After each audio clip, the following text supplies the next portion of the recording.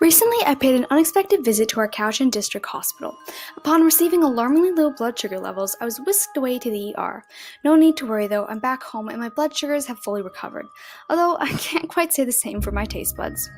Before I delve into the details of my unappetizing stay, I would like to recognize the wonderful spirits of all the nurses who took excellent care of me. I was always glad when they came to visit, unless, of course, the reason for visiting meant mealtime. Hospital food. It's one of those phrases that invokes an almost visceral reaction from anyone who has had the displeasure of experiencing it. Don't get me wrong, I love food, who doesn't? But when your entree looks suspiciously like something the cat would hack up and tastes like it too, I was not particularly enthused. After managing through a few of my meals, I began to question why they had to be as atrocious as they were. Why would any hospital strive to serve its patients the most repulsing food possible? Surely this was not the intention. Well, after doing a bit of research, I discovered that Canadian hospitals on average spend $8 per patient per day regarding nutritional intake. This meager budget is only achieved through feeding patients reheatable, highly processed meals. Along with the shocking discovery of how little our local hospital was spending on my meals, I was just as alarmed when uncovering how little nutritional value my meals contained.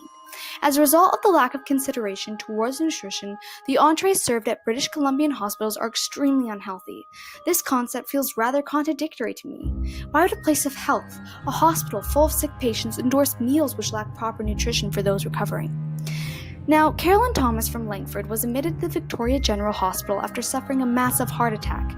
Carolyn affirms that during her stay, she was definitely a victim to poor quality hospital food. According to Carolyn, her first meal in intensive care for heart attack patients was a packaged roast beef sandwich on doughy white bread.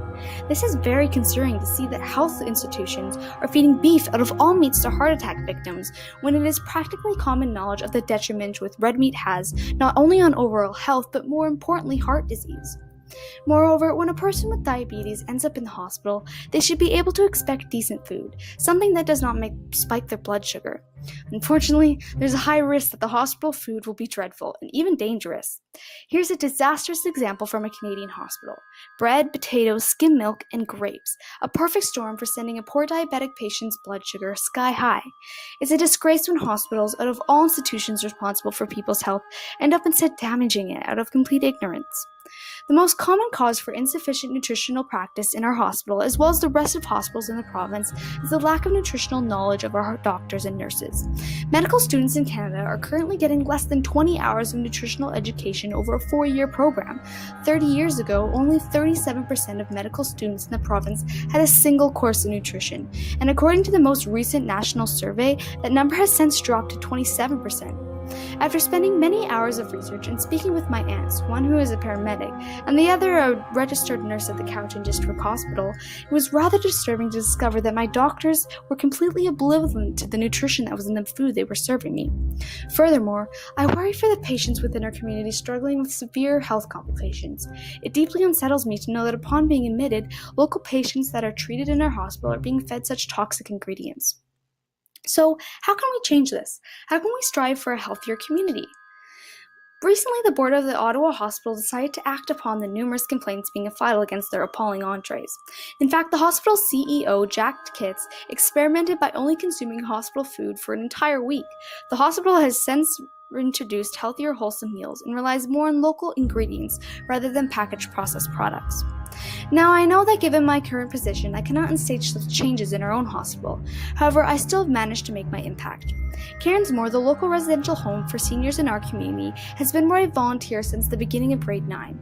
This year, I've been promoted as youth volunteer leader, and one of the responsibilities that pertains to my role is to come up with activities for the residents. After discovering with the Cairnsmore Activity Board, I've managed to establish my vegetable garden, for which the Cairnsmore residents can take part of as of spring 2018. My hope is that by harvesting fresh veggies, they can become more enthused and involved with their diets rather than leaving half of their bland meals unfinished at meal times. Through my research and by speaking with others, I've come to realize how important proper nutrition truly is and how ignorant the majority of us are to what proper nutrition really looks like. If you fuel your body with wholesome foods, you can likely avoid having to visit the hospital in the first place, saving both your health and your taste buds from the terror of hospital entrees.